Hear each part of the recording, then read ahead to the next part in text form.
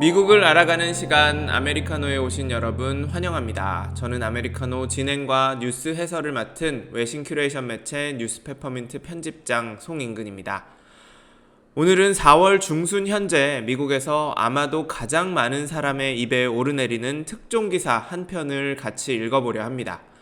탐사보도 전문 매체이자 비영리 언론인 프로퍼블리카가 클래런스 토머스 대법관의 비위를 끈질기게 추적하고 취재해 쓴 기사입니다. 사실 지금 한국에서는 윤석열 대통령의 방미를 앞두고 터진 그 뉴욕타임즈의 또 다른 특종 기사죠. 기밀문서 유출 관련 보도 가운데 미국 정보기관이 한국 정부를 비롯한 이제 동맹국의 외교 안보 수뇌부들의 대화를 도청, 감청했다는 이 기사로 시끌시끌하죠. 그래서 처음에는 사실 아메리카노에서도 이 기사를, 뉴욕타임즈의 그 기사를 한번 같이 읽어볼까 했었습니다. 후속 보도까지 해서 벌써 여러 편의 기사가 계속 쏟아지고 있거든요.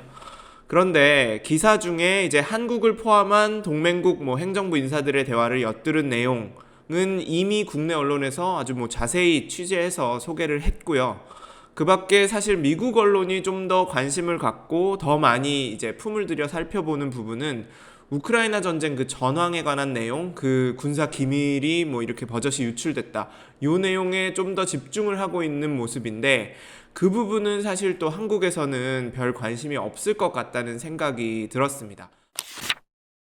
이 기사는 예상대로 한국 언론에 이제 소개되기는 했지만 비중 있게 다뤄지진 않았고요. 그래서 더더욱 아메리카노에서만 들려드릴 수 있는 이야기라고 생각했습니다. 먼저 이번 기사를 쓴 그 언론사가 우리에게 익숙한 메이저 언론사가 아니라서 더 눈길이 가는데요. 그러나 이제 미국 언론 가운데 탐사보도 전문 매체로는 이미 입지를 굳힌 이 프로퍼블리카라는 비영리 언론입니다. 2007년에 창립된 프로퍼블리카는 그동안 이제 미국 내에서 권력과 자본이 숨기고 싶어하는 많은 비리와 그 진실, 구조적인 모순들을 파헤쳐왔고 거의 매년 퓰리처상을 받아왔습니다. 프로퍼블리카 홈페이지에 가서 그 소개란을 보면은 그 언론사로서의 사명은 다음과 같이 써 있습니다. 번역을 해보자면 이제 권력을 남용하거나 공공의 신뢰를 배신하는 정부, 기업 그리고 여러 기관의 비위를 탐사 저널리즘의 윤리적 취재력을 바탕으로 폭로하고 잘못된 행위를 계속해서 조명하고 진실을 전함으로써 개혁을 촉진한다. 이어서 언론사 소개의 그 첫 문장만 보면은 프로퍼블리카는 독립언론이자 비영리 기관으로 윤리적인 기준을 따르는 탐사보도 전문 언론이다. 이렇게 써 있습니다. 그래서 프로퍼블리카는 사실 정치 성향을 불문하고 미국이란 나라의 어떤 구조적인 모순, 어두운 면, 민낯을 조망하는데 남다른 취재력을 발휘해온 언론입니다. 그래서 오늘 에피소드를 보시고 나서 관심 있는 분들은 이제 프로퍼블리카 가셔서 뉴스레터만 구독을 하셔도 메이저 언론에서 다루는 되게 일상적인 어쩌면 좀 뻔한 미국 소식 말고 좀 다른 미국의 생생한 모습을 접하실 수 있을 거라고 생각합니다. 자, 서론은 여기까지 하시고 이제 얼른 기사를 같이 보도록 하죠. 제목은 클래런스 토마스와 억만장자. 간단하죠. 사실 기사의 핵심은 제목도 나오기 전에 이제 그 기사를 클릭해보면 가장 먼저 보여주는 그 첫 번째 화면에 다 담겨 있다고 해도 과언이 아닙니다. 사진 왼쪽이 토머스 대법관이고 오른쪽은 이번 기사의 또 다른 주인공 할란 크로우라는 사람인데요. 텍사스주에 있는 그 댈러스를 기반으로 한 부동산 재벌로 보수단체나 극우 성향의 티파티, 공화당에 많은 돈을 기부해온 큰손 중에 한 명입니다. 이 둘이 무슨 관계였길래 문제냐, 이제 그게 핵심인데 바로 나오는 설명을 보면은 클래런스 토머스 대법관은 지난 20년 넘게 휴가 때마다 초호화 여행을 즐겼는데 그 경비를 전부 다 할란 크로우가 부담했고 토머스 대법관은 이 사실을 어디에도 밝히거나 공개하지 않았다는 겁니다. 미국 대법원의 중요한 판결은 주로 6월 중순, 6월 말 요때 몰려서 나오죠. 그때가 매년 그 회기의 마지막 시기라서 그런데요. 이후 10월의 첫 번째 월요일이 그 다음 회기에 이제 첫 공식 일정이 시작되는 날입니다. 그때까지 6월 말 7월 초부터 10월 초, 9월 말까지 대법원은 이제 여름 휴지기를 갖는데요. 그런데 2019년 6월 말 클래런스 토머스 대법관은 회기가 끝나자마자 아내인 지니 토머스와 함께 전세기를 타고 인도네시아로 휴가를 떠납니다.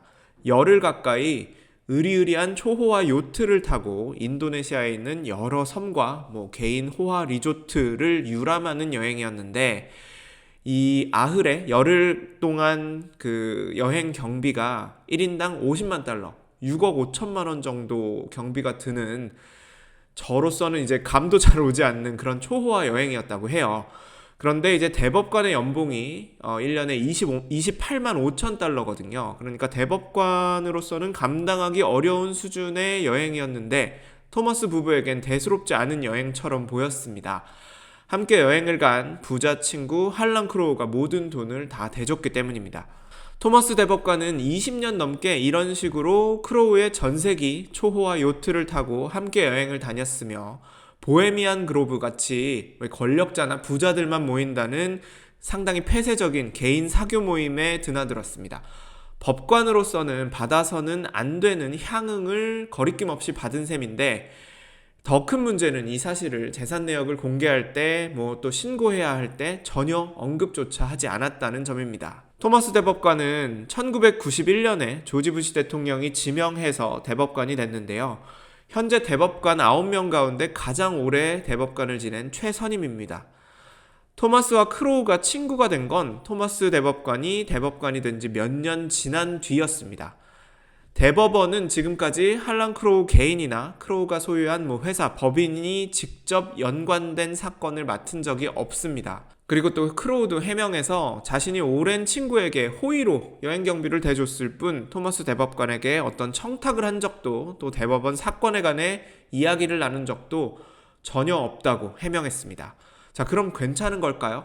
그렇지 않습니다. 탐사보도는 왜 보통 기자 한 명이 아니라 팀으로 취재를 하죠. 이번 프로퍼블리카의 기사도 그랬는데, 그 기자 중 한 명인 조슈아 카플란 기자가 PBS 뉴스에 출연해서 직접 인터뷰한 내용을 같이 들어보시겠습니다.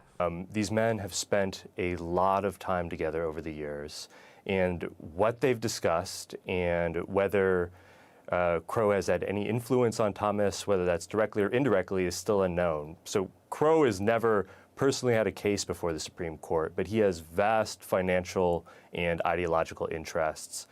He's given millions of dollars, over $10 million, to Republican political campaigns, and that's just in disclosed donations. He's also given to dark money groups.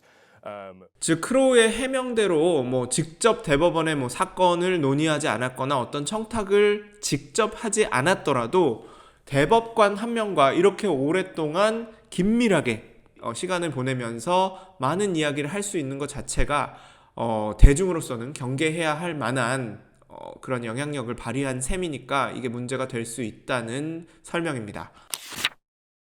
미국에선 닉슨 대통령의 하야로 이어진 워터게이트 사건 이후 Ethics in Government Act, 그러니까 우리말로 옮기면 공직자 윤리기준법 정도가 되겠죠. 그 법이 제정이 됩니다. 우리나라의 김영란법과도 비슷한데, 이 법은 대법관, 판사, 국회의원, 그리고 행정부 공무원이 선물이나 접대, 향응을 받으면 몇 가지 예외를 빼고는 이를 모두 다 공개해야 한다고 명시하고 있습니다. 전현직 판사나 법률 전문가들은 토머스 대법관이 공직자윤리법을 어긴 소지가 다분하다고 입을 모으고 있습니다. 미국에서 대법원은 대단히 독특한 위상을 지닌 조직이자 제도죠. 아메리카노에서도 사실 대법원 이야기를 여러 번 했어요.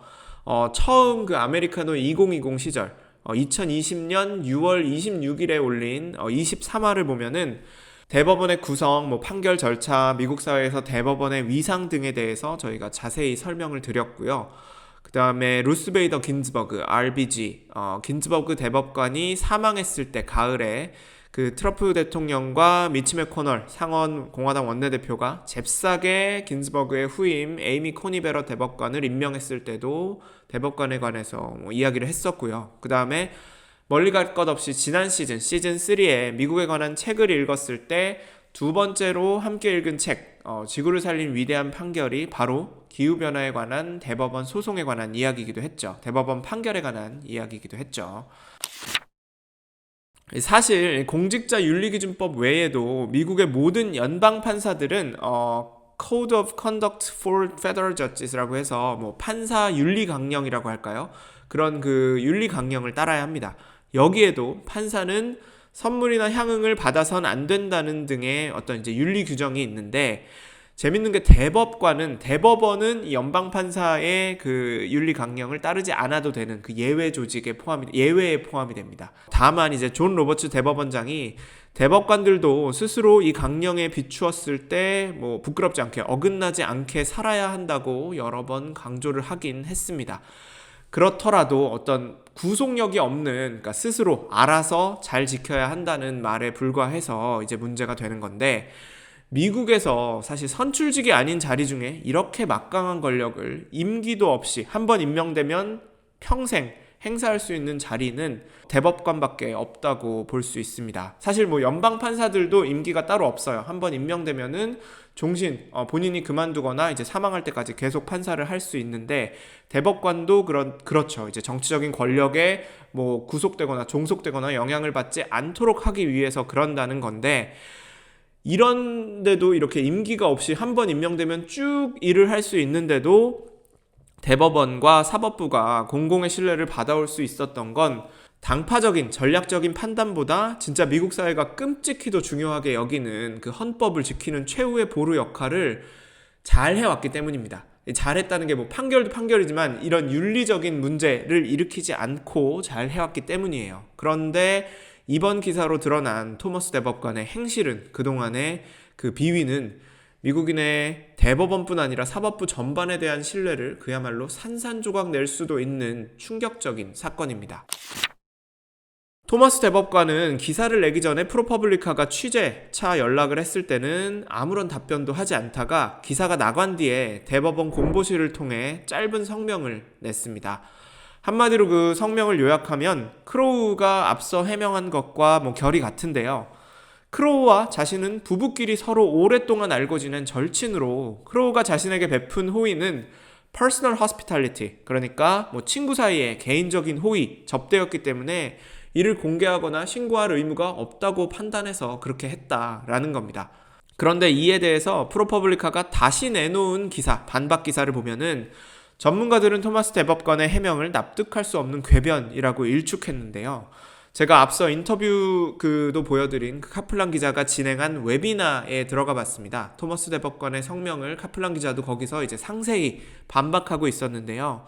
우선 오랜 친구, 그 둘이 오랜 친구라고 했잖아요. 그런데 앞서 말씀드렸듯이 토머스 대법관과 할란 크로우, 이 부동산 재벌이 친구가 된 게 토머스가 대법관이 되고 난 이후입니다. 그러니까 대법관은 말할 것도 없고, 사실 판사들도 우리나라도 마찬가지로 알고 있는데, 자신이 그 지위를 활용해서 사소한 혜택이나 어떤 불공정의 소지가, 요만큼의 소지가 있을 법한 그 호의를 받는 것도 조심하는 사람들이 많잖아요. 이 기사에 나온 한 명의 그 전직 연방 판사는 자기가 식당에 예약할 때도 혹시 자기가 판사라는 사실을 말하지 않으려고 그랬다가 더 좋은 자리를 뭐 주고 그게 문제가 될까봐 이럴 만큼 조심을 하는 사람도 있는데, 그에 비하면은 클라런스 토머스 대법관의 지난 수십 년간의 행실은 너무너무 문제가 많았던 거죠. 왜 오얏나무 아래서 갓근 고쳐매지 말라는 말 있잖아요. 오얏나무가 이 자두니까 갓근을 고쳐매면은 자두를 따는 것처럼 보여서 오해를 살 수 있으니까. 근데 지금 클라런스 토머스 대법관은 오얏나무 아래서 거의 뭐 가판대를 열어놓고 자두 슬러시를 팔고 있는, 거의 자두 주스를 팔아온 꼴이에요. 또 개인적인 호의이기 때문에 문제가 없다고 해명한 부분도 전혀 받아들이기 어렵다고 전문가들이 입을 모았는데, 개인적인 호의라고 분류할 수 있는 거는 세 가지가 있다고 해요. food, lodging, 그 다음에 entertainment. 그러니까 뭐 먹을거리, 식사, 숙박, lodging, 그 다음에 entertainment, 뭐 이제 같이 즐기는 거. 그러니까 이 세 가지 중에 하나는 뭐 친구끼리 뭐 그래 베풀 수 있는 호의다, 호의나 접대다 라고 볼 수 있는데, 다른 건 몰라도 토머스 대법관이 휴가를 갈 때마다 이 할란 크로우의 전세기, 프라이빗 젯, 호화 젯 그 전세기를 같이 타고 다녔거든요. 근데 이거는 food, lodging, entertainment, 그러니까 식사, 숙박, 뭐 어떤 즐길 거리에 포함되지 않는 이동 교통편이잖아요. 트랜스포테이션은 여기에 포함이 되지 않으므로 반드시 신고를 하고 공개를 했어야 한다는 겁니다. 그러니까 만약에 예를 들어서 제가 미국 판사예요. 그리고 아메리카노를 이렇게 진행을 하는데 아메리카노의 애청자분들 중에 만약에 정말 뭐 돈이 남아도는 갑부가 계십니다. 그래서 갑부가 제가 너무 좋아서 판사가 너무 좋아서 호의를 베풀어서 뭐 소유하고 계신 어디 뭐 리조트 카리브해에 있는 개인 리조트에 한번 모셔서 주말 동안 오세요. 편집장님 오세요 해서 뭐 여행으로 초대를 한다고 칩시다. 그러면 가서 제가 뭐 먹고 자고 즐기는 거는 뭐 호의를 받아도 정말 뭐 친구라면은 뭐 괜찮은데 갈 때는 그 카리브해 뭐 리조트로 갈 때는 그 비행기 표는 제가 끊어야 된다는 거죠. 그거는 공직자 윤리 그 기준, 공직자 윤리 기준법이나 그 판사 윤리 강령에 비춰서 개인적인 호의를 받은 것이므로 공개하지 않아도 되는 내역에 포함이 되지 않는 트랜스포테이션은 이제 그렇다는 겁니다. 또 한 가지, 클라런스 토마스 대법관은 현재 9명의 대법관 가운데 가장 보수적인 축에 속하거든요.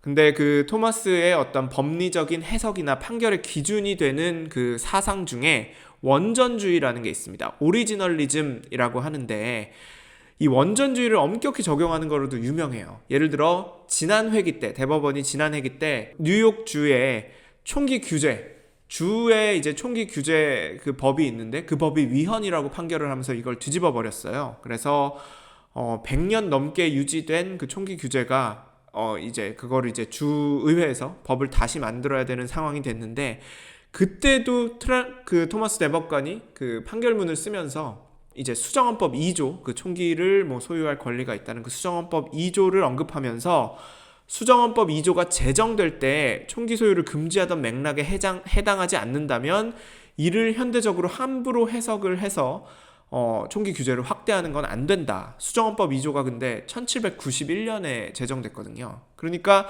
써있는 것만 고지고대로 봐야 된다는 게 토머스 대법관의 큰 원칙 중 하나예요. 근데 그런 사람이 개인적인 호의, 환대 규정, 숙박, 식사, 즐길 거리에 포함되지 않는 전세기 타고 이동한 거는 왜 공개하지 않았냐, 이런 이제 조롱 섞인 비판과 비아냥도 있습니다. 토머스 대법관의 부인인 지니 토머스 이야기도 잠깐 해야 될 것 같아요. 이제 이 사람을 정치 컨설턴트, 뭐 로비스트라고 해야 될지 그 정확히 모르겠는데 아무튼 지니 토머스는 극우 성향의 이제 티파티 계열 단체를 만들고 굉장히 이제 보수적인 목소리를 열심히 내는 그런 뭐 정치 컨설턴트 구루라고 할 수 있어요. 근데 이제 할란 크로우가 여기서 그 지니 토머스가 단체를 설립할 때도 50만 달러를 쾌척한 인물입니다. 그러니까 토머스 대법관 부부한테 막강한 영향력을 행사하는 사실상의 뭐 자금줄인 거예요. 그러니까 더 이제 문제가 될 수 있는데 지니 토머스는 2020년 대선 그 직후에 바이든이 트럼프 대통령의 정당한 승리를 이제 찬탈해 가려 한다면서 트럼프를 지키고 선거 결과를 뒤엎어야 된다고 여기저기 막 전화 돌리고 압력 넣고 하다가 이제 구설수에 오르기도 했습니다.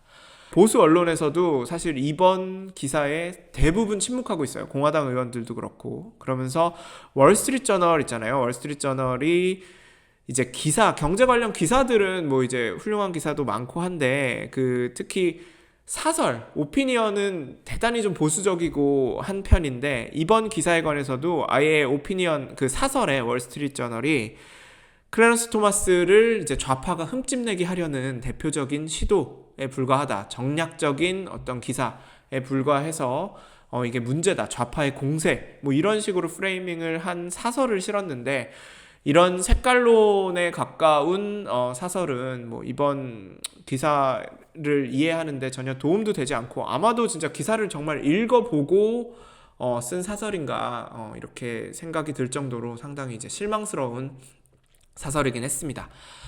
자, 그렇다면 이제 이 기사로 엄청난 논의가 촉발이 됐어요. 그러면 결론이 어떻게 날지 간단히 살펴보겠습니다. 이제 당장 이제 민주당에서는 공화당은 침묵하고 있는 반면에 민주당 의원들은 이제 의회 차원에서 조사를 벌이고 어떤 조치를 취해야 한다고 목소리를 높이고 있습니다. 뭐 이제 대표적인 진보적 인사라고 할 수 있죠. 하원의 알렉산드리아 오카시아 콜테스 AOC 의원 같은 경우에는 당장 의회 차원의 조사를 벌여서 비위가 확인되면 토머스 대법관을 탄핵해야 한다. 여기 탄핵할 수 있다고 생각한다라고 인터뷰를 했고요. 상원의 이제 민주당 원내대표죠. 딕 더번 의원은 이제 좀 톤은 달랐어요. 그 정도까지는 어렵겠지만 일단 그동안은 대법원에 적용되지 않던 그 연방판사 윤리 강령을 대법원에도 적용하는 방안을 추진하겠다 정도로 그 의견을 냈습니다. 근데 앞서도 말씀드렸듯이 대법원은 선출직 정치 권력에 절대로 그 종속되거나 구속되지 않는다는 것을 정말 대원칙으로 삼아왔기 때문에 대법원의 독립성을 해치는 것으로 이제 비출 우려가 있는 이 판사 윤리 강령의 확대 적용을 대법원이 과연 받아들일 수 있을지. 그다음에 이게 약간 고양이 목에 방울 달기 같은 게 대법원은 사실상 그 스스로 규율하는 그런 조직이거든요. 그래서 지금 대법관들이 로버츠 대법원장이나 마음을 바꿔서 그럽시다. 하지 않는 한 토머스 대법관이 사실상의 어떤 징계를 받거나 할 가능성은 굉장히 낮아 보인다고 할 수 있습니다. 네, 오늘은 클래런스 토머스 대법관의 초호화 여행과 갑부 친구에 관한 프로퍼블리카의 특종 기사를 함께 읽어봤습니다. 오늘 내용 재밌으셨다면 아메리카노 구독, 좋아요 많이 눌러주시고요. 주변에도 많이 알려주세요. 또 댓글도 많이 남겨주시고 긴 피드백이나 의견은 americano2020@gmail.com으로 보내주시면 되겠습니다. 자, 그럼 저는 다음 시간에 조경현 교수님과 인공지능 챗 GPT에 관해 나눈 전문가 인터뷰로 돌아오겠습니다. 감사합니다.